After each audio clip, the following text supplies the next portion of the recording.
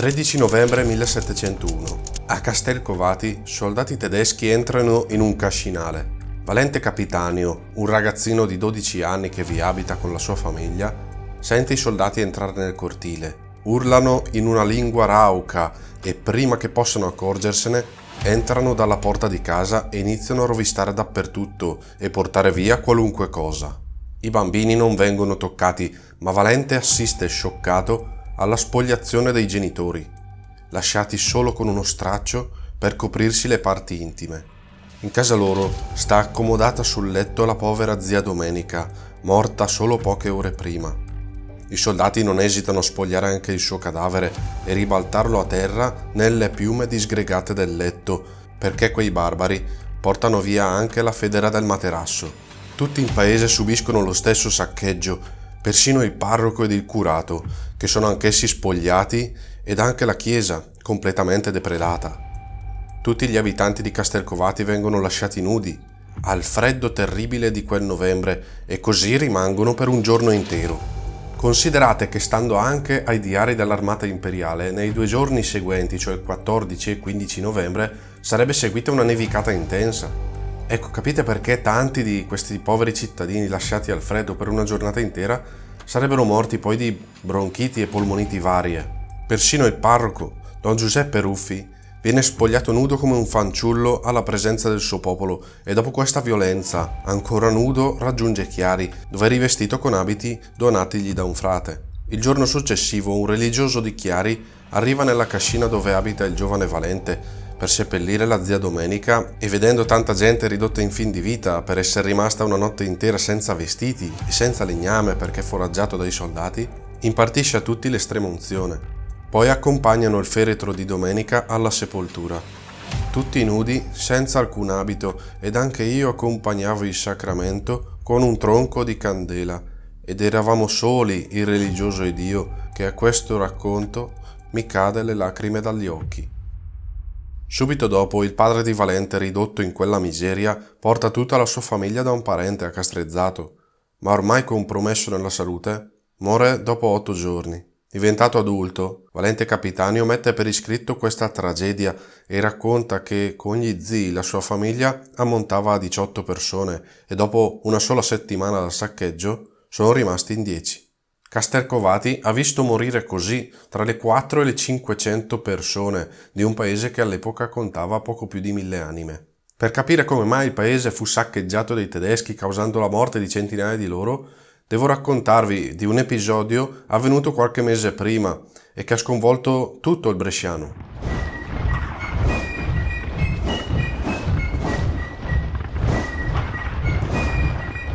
Stiamo per rivivere la battaglia di Chiari, che ha visto vittorioso l'ultimo celebre capitano di Ventura, e cioè Eugenio di Savoia, che tuttavia è responsabile di questo crimine di guerra che abbiamo appena raccontato, condotto peraltro contro una popolazione che era considerata di fatto neutrale. Ma partiamo dall'inizio.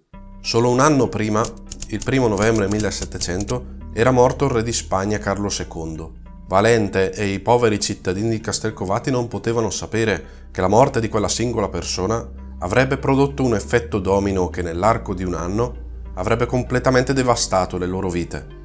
Carlo II di Spagna, ultimo re della dinastia asburgica sulla penisola iberica, manifestava in sé tutti quei problemi di salute che accomunavano i continui incroci tra parenti nelle famiglie regnanti di quel periodo. Da subito fu chiaro che non sarebbe vissuto a lungo, tuttavia si scoprì anche presto che non era in grado di generare eredi, motivo per cui sia Leopoldo l'Austria che Luigi XIV di Francia iniziarono a corteggiare l'idea che ad ascendere alla corona, al trono di Spagna, fosse qualcuno dei medesimi discendenti, giacché entrambi erano cognati del re di Spagna. Alla fine la spuntò il Re Sole, visto che sul letto di morte, nel 1700, Carlo II nominò suo erede Filippo di Borbone, nipote del Re Sole e capostipite della dinastia che ancora oggi regna sulla Spagna, proprio in seguito a questi eventi. Tuttavia, consigliato anche dalla Chiesa Cattolica, consapevole che l'unione di 2 dei regni più potenti d'Europa avrebbe destabilizzato l'intero continente, Carlo nel testamento ha disposto che Filippo sarebbe stato sovrano di Spagna solo se ci fosse stata la separazione delle corone e che Filippo avrebbe dovuto rinunciare a qualsiasi diritto sulla Francia. Tuttavia re Luigi XIV iniziò a disporre dei domini spagnoli come fossero nelle disponibilità degli interessi francesi, muovendo le sue truppe nei Paesi Bassi spagnoli e facendo scattare sull'attenti inglesi, olandesi ed austriaci. Inoltre il Re Sole si affrettò a riconoscere Filippo V nella linea di successione al trono francese, lasciando presumere la possibilità che in futuro le corone di Francia e Spagna si sarebbero potute unificare in un unico regno. La misura era colma e l'Austria ruppe gli indugi cercando di mandare un'armata in Lombardia per contendere perlomeno il Ducato di Milano. Il primo teatro di guerra fu proprio il Nord Italia e per non vedersi costretta ad entrare in un conflitto in cui non aveva particolari interessi, la Repubblica di San Marco e molti altri paesi italiani si dichiararono neutrali, ma per non vedersi travolti lasciarono libero il passaggio alle truppe di tutti i belligeranti. Gli austriaci puntarono verso il Ducato di Milano, che era dominio spagnolo ma che consideravano di vitale importanza. La Francia invece si assicurò l'alleanza coi Sabaudi facendo sposare proprio il nuovo re di Spagna, Filippo V, con la figlia del duca Vittorio Amedeo di Savoia, Maria Luisa. Dalle prime relazioni del comandante austriaco e dal comandante francese sappiamo che entrambe le armate erano malmesse, senza le necessarie dotazioni e mancanti di parecchio materiale.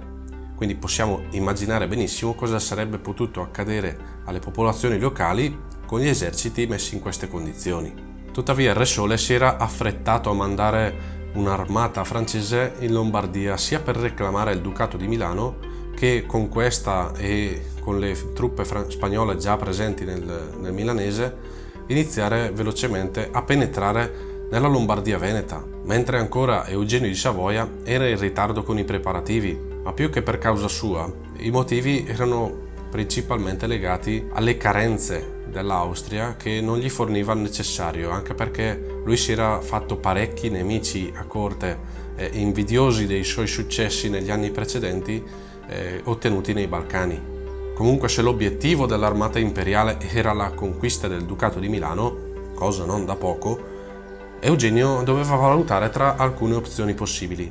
La prima, scendere da Trento a Verona, raggiungere il Po e risalire il fiume fino a Milano, ma questa comportava l'attraversamento di molti fiumi, tra cui 4 davvero ostici, l'Adige, il Mincio, l'Oglio e anche l'Adda, e l'attraversamento di 4 o 5 stati.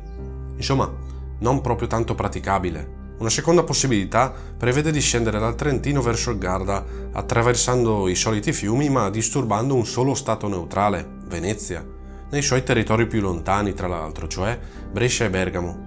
Ma il Garda ha sponde strette e facilmente ostacolabili dai francesi. In più, le linee di rifornimento si fanno più complicate. Alla fine Eugenio opta per attraversare il solo stato veneto, ma scendendo comunque verso Verona. Il 20 maggio raduna le truppe a Rovereto e, consapevole che i francesi già avevano costituito una linea di difesa lungo tutto l'Adige sbarrandogli la strada, decide di passare attraverso strade impervie e puntare principalmente su Vicenza, attestandosi nella pianura padana col grosso del suo esercito prima di sfidare Catinà. Poi manda operai e cavalleria sulla strada verso Torbole per far credere al nemico che avrebbe tentato di passare verso il Garda. Il comandante francese, il maresciallo Catinà, ci casca in pieno e rinforza le sue posizioni sul Monte Baldo e la Rocca d'Anfo. Arrivato in faccia all'Adige il 2 giugno, tutto il resto del mese Eugenio lo passa in manovre e contromanovre con il Catinà che non riesce a capire esattamente quali siano le mosse che voglia fare. Alla fine il 27 passa il fiume nell'area di Legnago e spinge il grosso dell'esercito verso Carpi, dove avviene la prima battaglia di questa guerra lunga 15 anni. Qui Eugenio infligge una prima sconfitta ai francesi. Costretti a ripiegare, i francesi si piazzano dietro il Mincio, dove arrivano tra l'altro i primi rinforzi piemontesi con l'arrivo del duca Vittorio Amedeo di Savoia. Aneddoto curioso, quando il duca di Savoia arriva nell'accampamento ed Eugenio ne viene a conoscenza, manda i suoi saluti al cugino offrendogli in dono anche 5 cavalli, dato che, anche se in questo frangente è il suo nemico, il duca rimane comunque il capo della sua casata. Vittorio Amedeo ricambia la cortesia accettando un solo cavallo e restituendogli gli altri 4. A voi sembrerà strano, ma non è un unicum in questa guerra, perché il governatore spagnolo che comandava una brigata franco-spagnola, il principe di Vaudémont, ha un figlio che militava sotto Eugenio di Savoia nel fronte opposto. Comunque il principe Eugenio riesce a valicare il fiume un mese dopo, il 28 luglio, all'altezza di Ponti sul Mincio con un gran colpo di fortuna. Catinà infatti si era fatto troppo cauto e attendeva i rinforzi promessi dalla Francia e dal Piemonte. Inoltre, temendo di non avere forze sufficienti per bloccare l'avversario, aveva già iniziato a mandare truppe a Palazzolo ancora prima che Eugenio tentasse di passare il Mincio.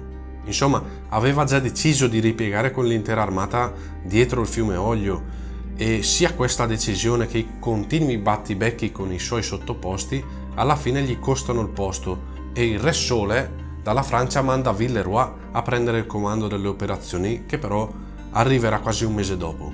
E da questo momento, con i due eserciti ormai entrati nel Bresciano, seguiamo le azioni giorno per giorno. Dobbiamo partire però da qualche giorno prima dell'attraverso del Mincio, perché l'occupazione di Palazzolo da parte dei francesi è un precedente importante. Il 20 luglio l'avanguardia dell'armata delle Due Corone tenta di garantirsi il controllo del passaggio sull'Oglio occupando furbescamente il castello di Palazzolo con 500 fanti, illegalmente dato che questo violava gli accordi con la Serenissima. I deputati del comune locale saranno accusati di collusione con i francesi. Questi più tardi si discolperanno dicendo che i francesi si erano intrufolati nel castello grazie a delle impalcature che erano state create per dei lavori di ripristino delle murature. 2 giorni dopo, il capitano veneto Scalfi viene mandato a Palazzolo a rioccupare la rocca. Seguono dei momenti di tensione finché alla fine interviene il generale Vaudémont, che concorda la restituzione del castello. Questo dimostra che i franco-ispanici saranno più rispettosi verso gli accordi con la Serenissima di quanto non faranno invece i tedeschi. Tuttavia, il successivo abbandono proprio definitivo di Palazzolo sarà un errore strategico, come vedremo. Con i tedeschi ormai oltre il Mincio, il 31 luglio Catinà è deciso a ripiegare e lascia solo 200-300 soldati spagnoli a presidio di Castiglione delle Stiviere, mentre il resto dell'armata alleata si dirige verso l'Oglio per passarlo. Eugenio mette il campo a Lonato il 1 agosto e pone un distaccamento ad assediare Castiglione. Il 4 agosto tutto l'esercito delle Due Corone lascia Palazzolo e si ritira oltre l'Oglio, verso l'Adda ed Antegnate. Nel frattempo i cesarei chiedono la resa della guarnigione di Castiglione, che opponendo resistenza viene sottoposta a cannoneggiamento, e il giorno seguente i 300 soldati spagnoli si arrendono, ottenendo come condizione la scorta disarmata verso il campo avversario, ma tra essi 70 uomini scelgono di unirsi all'armata imperiale. In questa fase il provveditore generale veneto Alessandro Molin, che si trovava distaccato a Verona, osservando i movimenti di queste truppe, pensava che la guerra stava uscendo lentamente dal territorio veneto e che quindi il Bresciano si potesse risparmiare una battaglia campale, ma purtroppo si sbagliava. C'è anche da aprire una grossa parentesi perché sarà molto utile a capire le dinamiche delle manovre degli eserciti. Agosto è il periodo della raccolta e già qui, nei pressi di Desenzano, dove si trovano accampati gli eserciti, Desenzano, che è il più grande mercato di granaglie di tutto il Bresciano e che commerciava sia con il Trentino che con il Mantovano, c'è un blocco e questo causa dei fortissimi malumori nella popolazione locale. E infatti già a Lonato si segnalano delle uccisioni di soldati di ambo le parti da parte appunto dei contadini.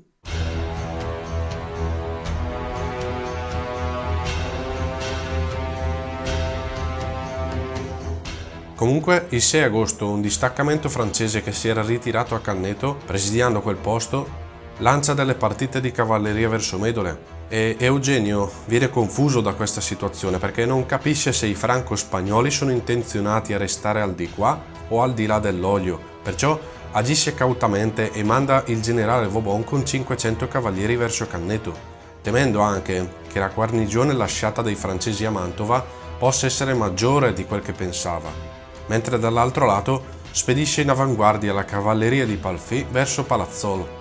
Intanto, vedendo arrivare verso l'Adda le truppe francesi, a Milano si sparge la voce che i tedeschi sono già penetrati nel Ducato di Milano, causando un fuggi-fuggi generale soprattutto verso i laghi di Como e il Lago Maggiore. Insomma, la Milano bene scappa e in tutto il milanese scoppiano dei tafferugli che impensieriscono sia Catinà che i governatori spagnoli. Il 9 agosto i tedeschi levano in campo da Lonato e Desenzano, lasciando solo il reggimento Tirolo a difesa dei magazzini, e si accampano a Vighizzolo di Montichiari. I francesi tengono i presidi lungo l'Oglio, ma iniziano a fortificarsi sull'Adda ed in particolare a Lodi. Il 10 l'avanguardia del generale Palfi raggiunge Palazzolo, scoprendo che i nemici hanno attraversato il fiume, e intanto l'esercito cesareo si è spostato verso Bagnolo. Da Cremona reparti delle due corone si mettono in marcia verso Pontevico, probabilmente per tentare di identificare gli spostamenti dell'armata imperiale. Da Bagnolo una partita di cavalleria anch'essa viene mandata a Pontevico e le due formazioni avversarie si trovano a poca distanza l'una dall'altra, ma la guarnigione veneta della Rocca non dà permesso di transitare sul ponte a nessuna delle due formazioni, che perciò devono ripiegare. L'armata cesarea, intanto, a sera ha raggiunto Roncadelle, dove sosterrà qualche giorno. Da qui parte la prima scelta operativa nel teatro bresciano. Eugenio manda 3 reggimenti di cavalleria in supporto a Palfi per iniziare a testare i passaggi sull'Oglio e disturbare le azioni di foraggiamento avversario. Infine il 16 l'armata cesarea mette il campo tra Rovato, Coccaglio e Castrezzato, quasi certamente alla Valenca, lungo la via Fossato che proveniva da Travagliato. Il documento che osservate è uno dei numerosissimi di quest'epoca che denuncia le ruberie delle armate. In particolare questo riguarda il danno patito dai miei diretti antenati ad opera dell'armata alemanna nel tempo che accampò in Rovato, che fu il D 16, 17, 18 e 19 agosto. E potete vedere anche cosa portavano via. In questi documenti, che sono tantissimi, si chiamano polizze di danno, i locali denunciavano anche il taglio di numerose piante, anche da frutto, come moroni, gelsi e altri arbori, e persino i pali a sostegno delle piante da vite. Questo perché i tedeschi avrebbero usato questo legname per fortificare le loro posizioni a Chiari pochi giorni dopo, tanto che le cronache del tempo parlano di una vera e propria spianata tra Pontoglio e Travagliato dove non era rimasta in piedi neanche una pianta.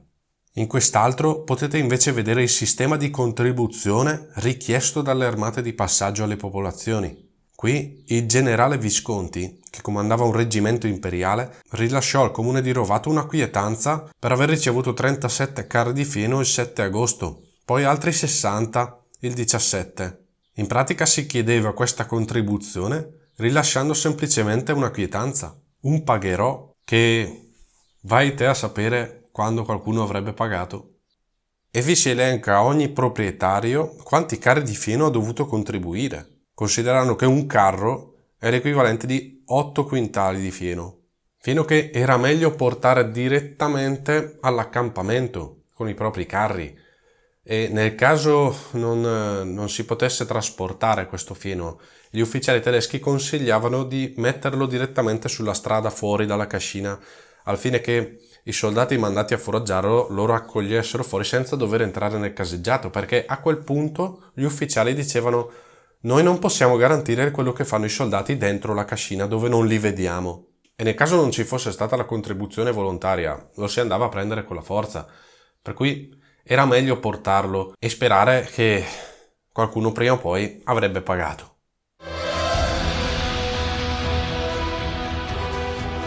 Comunque, a Rovato, nel loggiato del convento dell'Annunciata sul Monte Orfano, Eugenio osserva il teatro delle operazioni e, dato che nei giorni più limpidi da qui si possono scorgere ben 7 città, lo definisce il più bel punto d'osservazione di tutta la pianura padana. Il 18 agosto il commissario veneto, il conte Uggeri, riferisce che Eugenio gli ha fatto la confidenza di avere il timore che Catinà gli ha fatto terra bruciata al di là dell'Oglio fino a oltre l'Adda. Considerando che questo fosse il periodo del raccolto, era probabile che una volta varcato l'Oglio, fino ad arrivare nel cuore del milanese, ci sarebbero stati seri problemi ad approvvigionare l'armata, visto che di questa capacità era partita già molto carente fin dalla Germania.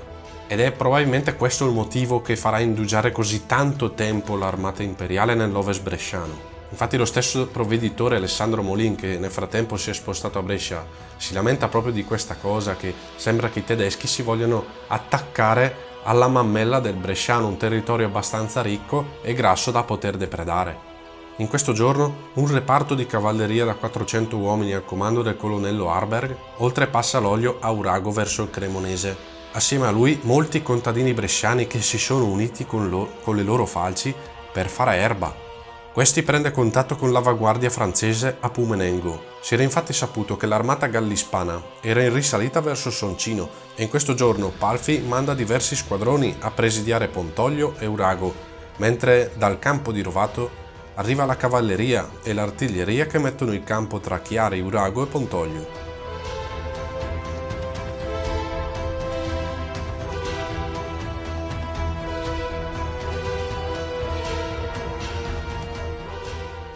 Il 19, la fanteria alemanna inizia a togliere il campo da Rovato e aggiungersi a quello di Chiari. In questi momenti dietro l'Adda sono rimasti solo 2 battaglioni di fanteria e poca cavalleria spagnola, mentre il grosso dell'armata e parecchia cavalleria arrivata dalla madrepatria attraversano Cassano verso le posizioni sull'Oglio. Negli stessi momenti tutta la fanteria tedesca ha raggiunto il campo di Chiari e il principe Eugenio viene ospitato a Urago in Palazzo Martinengo. Mentre il 21 il comando imperiale viene a sapere che sono in avvicinamento un reggimento di cavalleria Longueval e altri 2 reggimenti di fanteria, Gesvin e Lorena, in marcia nei pressi della Rocca d'Anfo. Il 22 agosto nell'accampamento francese arriva il nuovo comandante, il generalissimo François Neuville de Villeroy, con rinforzi che portano l'armata franco-ispanica a circa 60.000 uomini. Villeroy era un raccomandato, cioè un inetto alla guerra che era più adatto ai saloni di Versailles, ma proprio perché intimo del Re Sole e soprattutto della Montespan, che era la favorita del re del momento, e aveva ottenuto il comando dell'armata. Inutile dire che viene subito in disaccordo con tutti i suoi sottoposti. Lo stesso giorno entra nell'accampamento cesareo il reggimento di cavalleria Longueval e il marchese Vauban viene mandato con 250 cavalieri fuori da Urago per passare l'Oglio ed incomodare i nemici verso Cremona, dato che si era saputo che su quella strada maestra passavano gli approvvigionamenti francesi. Questa partita è stata particolarmente fortunata perché ha sorpreso sotto Soncino una colonna nemica.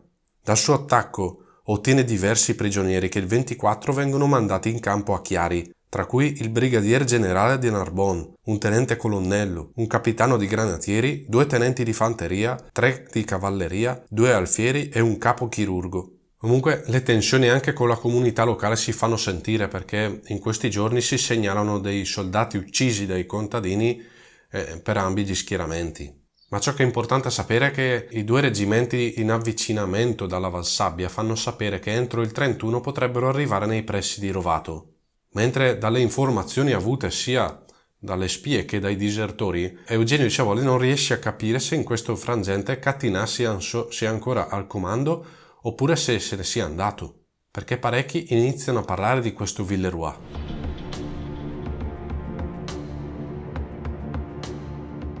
Nel frattempo, la notte del 26, sono numerose le truppe francesi che hanno iniziato a passare il fiume Oglio a Rodiano. I tedeschi, che la mattina del 27 hanno avuto alcune zuffe tra i loro reparti di cavalleria avanzata oltre l'Oglio e le avanguardie francesi, si accorgono solo dopo mezzogiorno che il nemico ha iniziato ad entrare nel Bresciano, grazie ad alcuni paesani che li informano.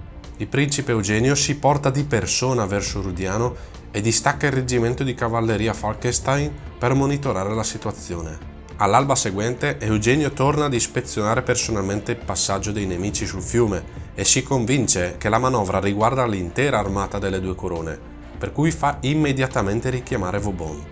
Nel frattempo la situazione nel Milanese è un vero subbuglio ed è uno dei motivi principali per cui i franco-spagnoli si devono affrettare ad entrare in azione.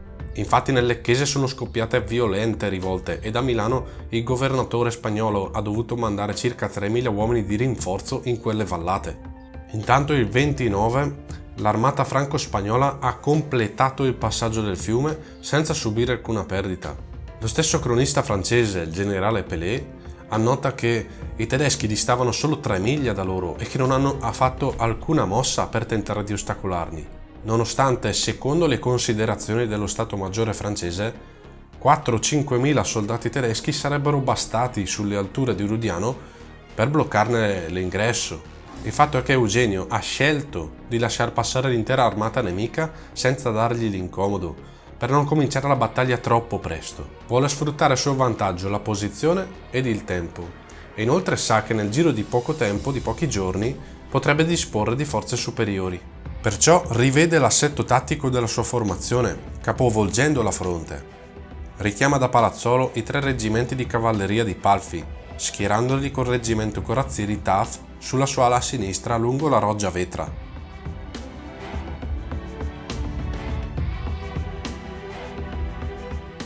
Capendo che l'azione francese probabilmente è volta a tagliargli la via di rifornimento con il lago di Garda, per sicurezza ordina al reggimento Tirolo rimasto ad Desenzano di caricare i forni del pane e il materiale più importante per trasferirlo a Salò, e contemporaneamente manda degli ordini di cambiare la marcia ai 2 reggimenti che stanno scendendo dalla Valtrompia per tenersi a ridosso delle montagne e cercare di arrivare a Palazzolo entro il 1° settembre, così da non poter essere intercettati dai francesi che stanno risalendo verso l'alta pianura. Questo inoltre gli avrebbe permesso di garantire una guardia fissa al passaggio importantissimo di Palazzolo, che ora era rimasta sguarnita dall'aver sganciato le truppe di Palfi. A Chiari invece fa preparare uno schieramento trincerato fra le seriole Castrina e Trenzana, in modo da costringere i nemici a combattere in un corridoio stretto, così da impedirgli di usare il vantaggio del numero e della cavalleria. Contemporaneamente Eugenio fa aprire le chiuse delle rogge a Palazzolo, in modo da riempire i canali d'acqua, chiuse che prima aveva lasciato abbassate per far gonfiare l'olio e rendere più impegnativo il passaggio del fiume ai francesi. Il 30 agosto Pelé nel suo diario scrive che i comandi francesi sono increduli del fatto che i tedeschi non abbiano cercato di impedire il passaggio dell'armata delle 2 Corone in territorio bresciano, la quale ora ha posto il campo in completa sicurezza a Rudiano. Erroneamente Villeroy ha inteso questa cosa come una scarsità di forze tedesche nell'area, perché probabilmente è già in ritirata verso Brescia. Infatti in tarda mattinata è arrivata la notizia nel campo francese che i tedeschi sono in ritirata verso Rovato. Quindi Villeroy ordina di muovere l'armata verso Castrezzato per tentare di intercettarlo, ma verso sera la notizia si rivela falsa. I tedeschi sembrano ancora a Chiari. Nell'inconsistenza di queste informazioni, i franco-spagnoli si accampano a Castrezzato con un'ala destra molto pronunciata che si accampa alla Bargnana.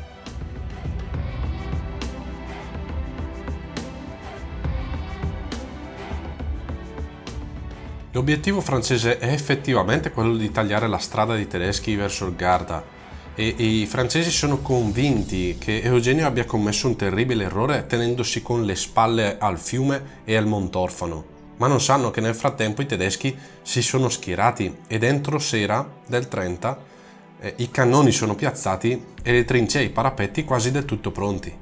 Il 31 i galli ispani apprestano ponti sulla Seriola Trenzana, ma appena 2 ore dopo piccole squadre tedesche sono andate a rompere questi ponti o a disturbare le operazioni di apprestamento, finché i dragoni francesi li hanno respinti, rimanendo padroni dell'area. Il generale Catinat si reca personalmente sul posto e scorge in lontananza una grossa colonna di fanteria imperiale. Dopo aver riportato quanto visto, i comandi francesi si convincono e interpretano la rottura dei ponti come un tentativo di frenare l'attraversamento della Trenzana da parte dell'armata francese, in modo da dare la possibilità e il tempo all'intera armata tedesca di ritirarsi verso Rovato e quindi di non accettare battaglia. E nel frattempo, sempre nella stessa giornata, i francesi ricevono notizia di quei 2 reggimenti in arrivo dalla Valtrompia che potrebbero aggiungersi all'armata nemica, ma comunque decidono di ritardare all'indomani l'attraversamento della Trenzana, perché hanno avuto seri problemi in questa giornata con l'approvvigionamento di pane e quindi la distribuzione alle truppe si sarebbe inoltrata fino a sera tarda. Eugenio, dal canto suo, per nulla intenzionato a ripiegare su Rovato, sa che entro il giorno successivo i 2 reggimenti di rinforzo sarebbero arrivati a Palazzolo e pensa che potrebbe anche tentare di passare l'olio con questi e dirigersi verso l'Adda, vedendo poi anche se i nemici decideranno di seguirlo. Tuttavia, consapevole anche dell'imminente probabilità di essere attaccato, è deciso ad entrare nella fortezza di Chiari, benché i trattati con Venezia non lo consentirebbero, perché vuole sfruttare la convenienza di quelle postazioni fortificate. Il capitano veneto Giuseppe Colombo risponde agli ufficiali tedeschi che sarebbe morto piuttosto che tradire la consegna. Allora il principe Eugenio opta per un'argomentazione un po' più eloquente: il cannone che viene posto sotto la porta d'ingresso della roccaforte.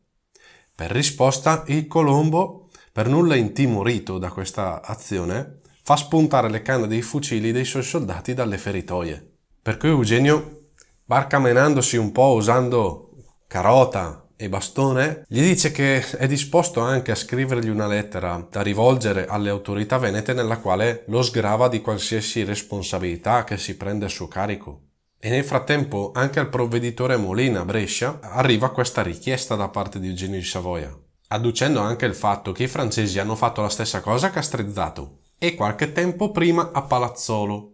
Ma il Molin sa benissimo che dare per iscritto una risposta affermativa avrebbe creato un pericoloso precedente e avrebbe prestato il fianco ai francesi, che avrebbero potuto accusare la Repubblica di connivenza con uno Stato e quindi l'assenza della sua neutralità sostanzialmente. Per cui doveva pesare attentamente le parole con cui rispondere e alla fine praticamente non rispose. Perché nel frattempo a Chiari Eugenio coinvolse anche i deputati del comune, facendogli capire probabilmente che ci sarebbero state delle conseguenze sulla cittadina.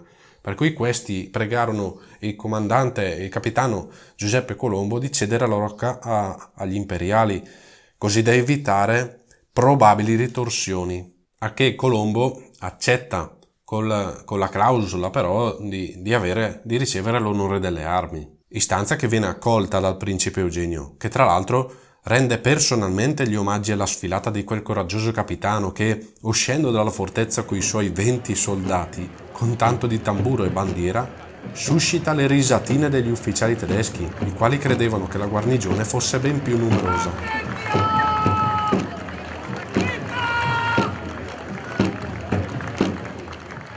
Invece Eugenio si dimostra rispettoso e ammirato nei confronti di questo manipolo di soldati veneti che non aveva avuto timore di sfidare un'intera armata. Intanto che 2 battaglioni granatieri del reggimento Guttenstein occupavano la rocca, le fanterie cesaree avevano ormai preso posto in mulini e caseggiati che fungevano da posizioni avanzate. Sappiamo che si sono annidati nei mulini Zeveto, al Maglio Frealdi, alle cascine Lancini, Barcella e Palazzina. Eugenio, tra l'altro, fa anche un'altra mossa intelligente. Lascia parte delle sue salmerie a Rovato, in modo da far credere ai franco-spagnoli che sia davvero in ritirata. Poi ordina che entro la mezzanotte tutta la fanteria sia pronta, i cavalli sellati, e dà ordine di inondare i terreni a sud delle Seriole, in modo da limitare le manovre nemiche. Grazie ad alcuni disertori riesce a capire che effettivamente le forze al di qua dell'olio dei francesi ammontano circa 35.000 uomini, e spera che tramite questi suoi accorgimenti di deviare una parte dell'armata di Villeroy, che, come vedremo, ci cascherà in pieno. 1 settembre è il giorno della battaglia. Le operazioni di attraversamento della Seriola Trenzana iniziano piuttosto tardi.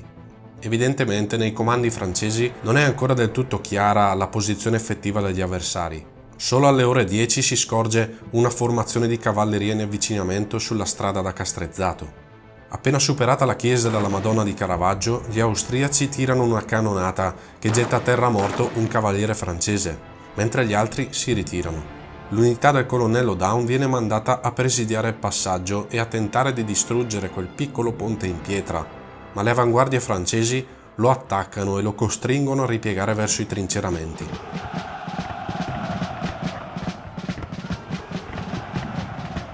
Il maresciallo Catinat torna ad osservare la situazione e si convince che dietro Chiari doveva trovarsi l'intera armata imperiale, differentemente dalle notizie giunte anche in mattinata che voleva i tedeschi ritiratisi a Rovato. Catinat riferisce allo Stato Maggiore anche della probabile difficoltà di trainare i cannoni in posizione verso Chiari, Probabilmente aveva notato l'allagamento di terreni che avrebbero ostacolato sia la cavalleria che l'artiglieria.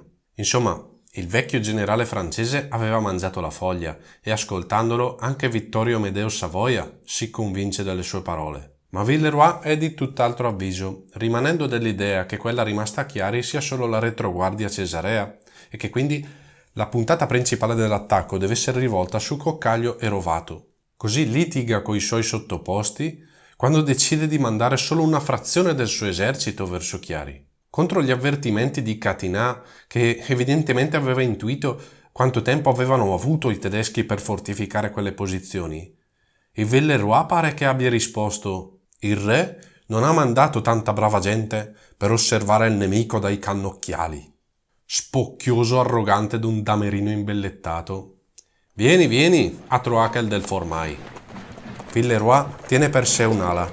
Catinat comanda il centro, mentre l'altra ala è posta al comando del duca di Savoia. Ad attaccare le posizioni austriache, le truppe francesi, spagnole, piemontesi ed irlandesi contano solo 18 battaglioni di fanteria e 9 squadroni di cavalleria rispetto ai 69 e 90 a disposizione. Molti degli abitanti che potevano permetterselo da giorni erano già fuggiti da Chiari, tant'è che per parecchio tempo non sono rogati atti notarili in questa cittadina, segno appunto tangibile che notai, nobili e facoltosi avevano pensato bene di sloggiare. Ma la gente rimasta si rinchiuse nelle chiese per ore, pregando che il rombo del cannone finisse. E all'interno della chiesa di San Faustino, di fronte al Santissimo Sacramento esposto sull'altare, la gente fa voto per implorare la pace e raccoglie una questua che poi viene deposta all'altare maggiore, mentre fuori le urla e gli spari rimbombano per le strade del paese.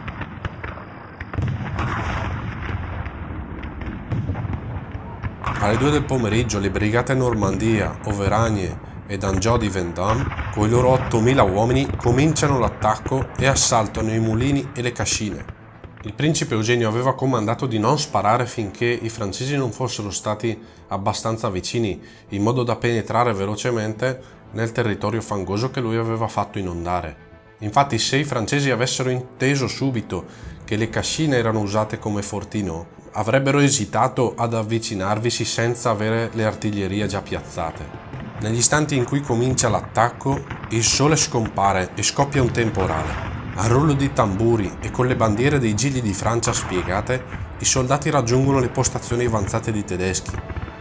Una pioggia di proiettili inizia a martellare i franco-spagnoli, che però non si scompongono.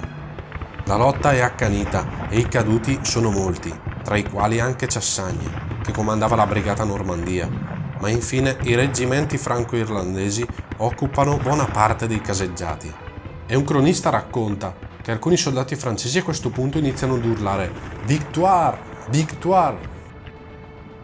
Dopo questo primo assalto, anche il centro delle due corone inizia le manovre contro i trinceramenti sul canale Ingarzano, con la brigata Carcado a destra e metà della brigata Saint-Pater a sinistra.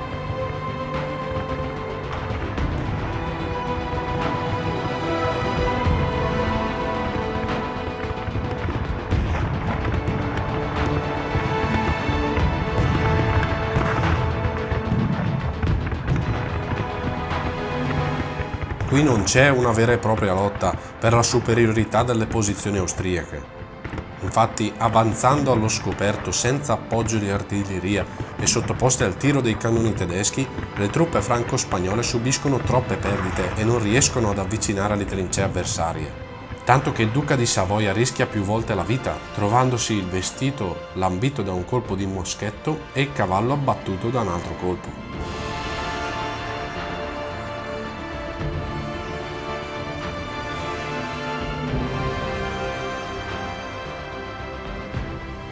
Di queste brigate, i numerosi feriti sono portati nella chiesa della Madonna di Caravaggio, adibita ad ospedale da campo, su cui piovono numerosi colpi di cannone. Tra queste numerose bordate, una colpisce un ufficiale chirurgo, il cui cadavere viene sbalzato sull'altare della chiesa. Al centro gli imperiali ripiegano con poche perdite verso il centro cittadino, attirando a sé il grosso dei nemici che, trovandosi sotto il fuoco del grosso della fanteria cesarea, coi cannoni piazzati dietro le mura che sparano a mitraglia, subiscono un vero e proprio massacro, permettendo ai tedeschi, dopo pochi minuti, di effettuare un contrattacco dalla Seriola Castrina e rioccupare i caseggiati e i mulini. Il grosso di questo contrattacco avviene sostanzialmente dove oggi sorge il pronto soccorso dell'ospedale di Chiari. I reggimenti Guttenstein, Manfeld, Daun, Herberstein e Nigrelli, dopo aver attraversato il canale su ponticelli improvvisati, ingaggiano le già decimate brigate Normandia ed Overagne con un assalto alla baionetta. In poco tempo conquistano 4 bandiere franco-spagnole più una irlandese che però viene persa cadendo nella Castrina, il cui corso d'acqua la porta via con sé e non sarà più ritrovata. E nell'azione anche il maresciallo Catinat viene leggermente ferito. Non avendo visto direttamente la confusione, Villeroy non comprende la gravità della situazione e in supporto delle sue brigate decimate ordina una carica di cavalleria che però non sortisce alcun effetto e fa richiamare da Coccaglio alcune brigate che si stavano dirigendo ad est. Il tutto mentre lo sfortunato attacco sul canale Ingarzano prosegue senza riuscire ad avvicinare le trincee tedesche.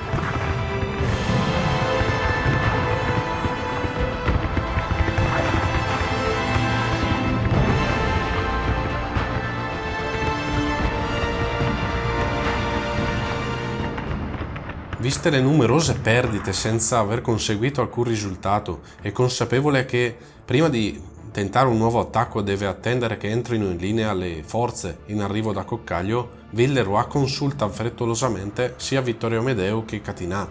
Alla fine anche lui si convince che dopo 2 ore e mezza di combattimenti infruttiferi e sotto la pioggia battente, continuare l'attacco sarebbe stata una vera follia. Perciò ordina di sospendere l'attacco e di ripiegare verso Castelcovati distendendo l'accampamento tra Rudiano e Castrezzato. Quando il principe Eugenio si accorge che il nemico sta ritirando i suoi soldati, decide di non lanciare la cavalleria all'inseguimento perché ritiene di non avere sufficienti corazzieri per questo assalto. Inoltre vede che si stanno avvicinando delle forze fresche da Coccaglio che stanno coprendo la ritirata dei francesi.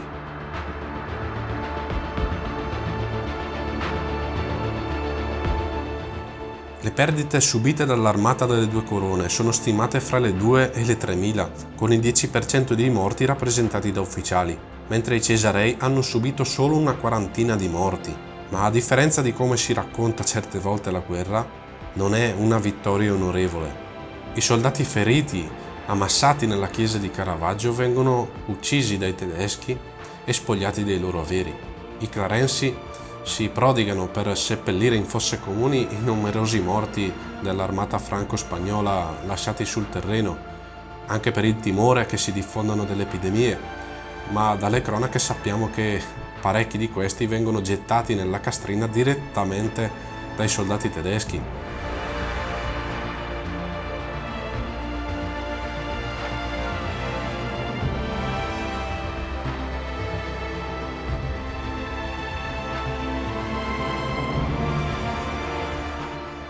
Quindi anche i paesi a valle assistono a questo pietoso spettacolo con questa lunga scia di morte che è la conseguenza di questo terribile scontro. Ufficialmente le battaglie di Carpi e di Chiari rientrano in una sorta di preambolo ad una guerra vera e propria, perché infatti la guerra non era ancora stata dichiarata e solo il 7 settembre, dopo la disfatta francese di Chiari, l'Inghilterra, le Province Unite e l'imperatore firmano un trattato noto come Grande Alleanza dell'Aia, impegnandosi a costringere Luigi XIV ad accettare le loro richieste e regolare quindi i loro sforzi in questo tentativo. Il tutto mentre in questi stessi giorni i paesi di Dongo e Musso si rivoltano e i francesi bruciano le case di questi rivoltosi, mentre a Milano la milizia viene assoldata in attesa di una probabile invasione tedesca. Ed Eugenio riesce ad intercettare numerose lettere che dal campo francese vengono mandate proprio verso Milano, nella quale si parla di circa 4.000 perdite subite dai suoi nemici. Tuttavia i 2 schieramenti rimangono nell'Ovest bresciano per diverso tempo, perché nessuno dei 2 ha veramente la forza di scalzare l'avversario. Così per tutto settembre ci sono diversi scontri importanti, come quello di Orzinuovi, di Castrezzato, di Canneto e persino uno a Cassano d'Adda. Ma in questo periodo ci sono soprattutto azioni di disturbo, in particolare ad opera tedesca, ai danni dei foraggiamenti e dei convogli franco-spagnoli. Tuttavia, ai primi di novembre, persino da Eugenio arrivano notizie che nel milanese c'è grande confusione, soprattutto dopo l'incursione fatta dalle sue truppe a Cassano d'Adda. Consapevole di aver arrecato grande danno all'accampamento franco-spagnolo, attaccando costantemente i loro convogli, e delle malattie sviluppatesi nell'accampamento francese, tramite il generale Annibale Visconti chiede al parroco di Castelcovati di fargli sapere cortesemente quando i francesi saranno intenzionati a levare il campo e dirigersi oltre l'Oglio verso Milano, con la promessa ovviamente di un lauto pagamento.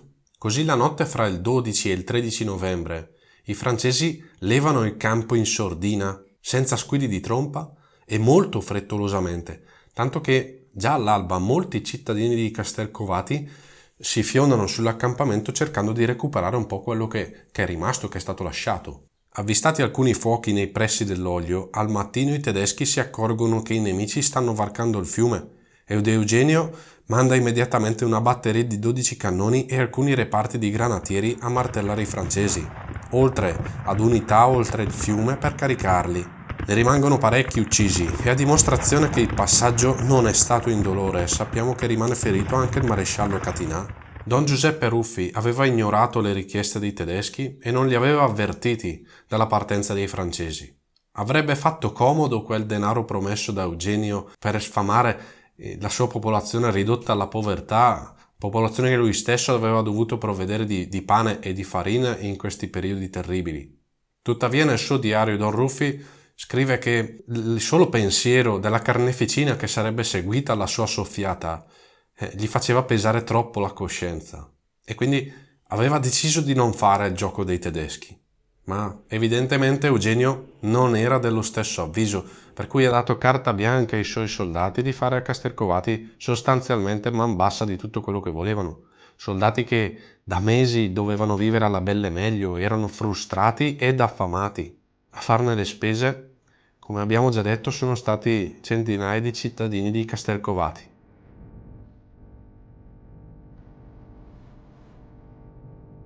I morti civili di una cittadina neutrale sono stati sepolti in fosse comuni improvvisate, grazie anche a deputati alla sanità mandati da Brescia per evitare che una simile disgrazia potesse dare origine a una terribile epidemia. Don Ruffi rientrò più tardi e iniziò ad annotare più o meno a memoria i morti su quel registro anagrafico che infatti era rimasto bloccato alla data precedente di questo terribile episodio.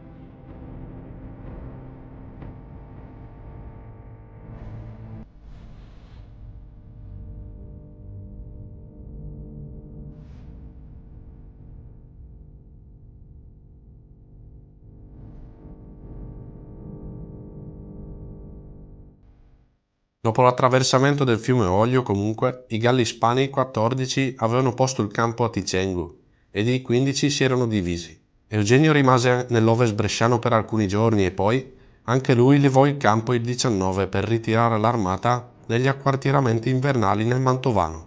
Siamo giunti alla fine di un documentario che mi è costato circa 80 ore di lavoro e ricordo che sono da solo in questo progetto. Perciò se vuoi aiutarmi anche con un piccolo contributo tramite il PayPal che ti metto nel link in descrizione, ti sarei gratissimo e potrei ritrovare la voglia in futuro di cimentarmi di nuovo in un lavoro simile. O perlomeno potrei giustificare a mia moglie perché passo così tanto tempo a cercare di capire cosa avevano nella testa personaggi come Eugenio di Savoia. Però devo anche dire che se avessi cercato le fonti tutto da solo, avrei passato altre decine di ore in questo lavoro. Perciò devo ringraziare alcuni amici che mi hanno aiutato, in particolare Michele Favro, che tra poco, tra l'altro, uscirà con un suo libro, che altri non è che la sua tesi di laurea, nella quale esporrà la storia di Castiglione delle Stiviere in questo periodo e tratterà quindi anche di un'altra battaglia della guerra di successione spagnola. Devo ringraziare anche Samuele Pedergnani, che mi ha fornito tutti i documenti su Castelcovati, molti dei quali inediti, che mi hanno svelato anche un pezzo di storia che non ho letto da nessun'altra parte, cioè che durante il saccheggio di Castelcovati i tedeschi hanno messo a soqquadro anche Roccafranca, come potete leggere da questo documento trovato da Samuele.